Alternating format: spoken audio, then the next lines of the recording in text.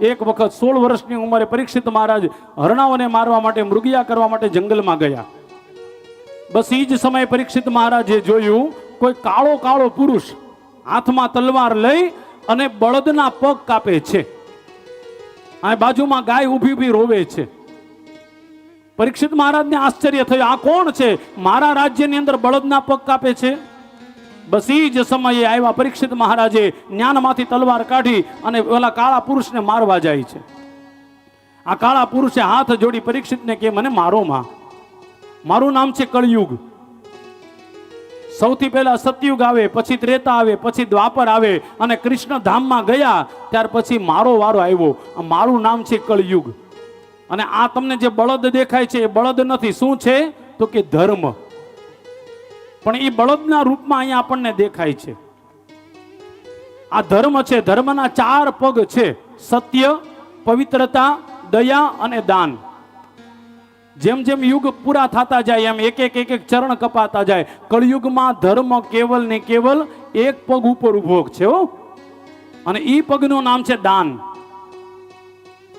કળયુગમાં દાન કરવાનું સૌથી વધારે મહત્વ એટલા માટે બતાવ્યું છે, સંપત્તિ કમાવ તો એનો 10મો ભાગ ભગવાન માટે રાખો.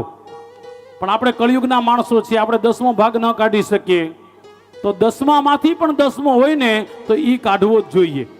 આપણે 1 લાખ કમાતા હોય તો 10,000 નો આપી દેવા મંદિરમાં હો, પણ 10,000 માંથી 1,000 તો આપી શકીએ. કળિયુગમાં ખાસ કરીને સંપત્તિનું દાન કરવાથી આપણું મન, આપણું ધન અને આપણું ઘર પવિત્ર થાય છે.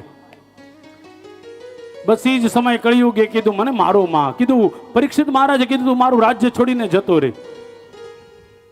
કળિયુગે કીધું હું ક્યાં જાઉં? કળિયુગ પૂછે છે હું ક્યાં જાઉં?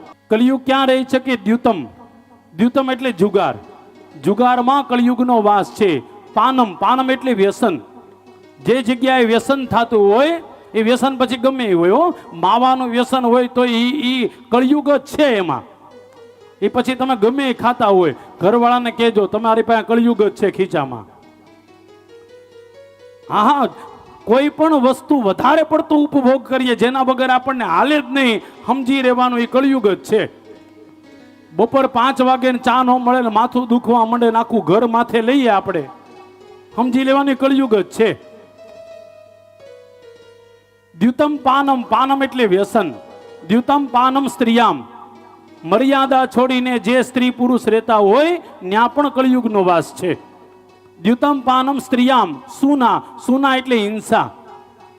આપણી વાણી દ્વારા કોઈનું હૃદય દુખાઈ જાય ને તો પણ સમજી લેજો તમે કળિયુગના મોઢામાં આવી ગયા છો, કળિયુગના પકડમાં આવી ગયા છો. આટલે વાણી ગમે તેવી બોલાય નહીં હો. હંમેશા માટે ઓછું બોલો પણ સારું બોલો. પરીક્ષિત મહારાજને આ કળિયુગ કહે છે મને 4 સ્થાન આપ્યા, હજી 1 સ્થાન આપો, કારણ કે મારો પરિવાર કુટુંબ બહુ મોટું છે. કળિયુગે કીધું, કળિયુગે કીધું મારો પરિવાર બહુ મોટો છે, એટલે કીધું હજી 1 સ્થાન આપું. આજથી સોનામાં પણ તમારો વાસ થશે.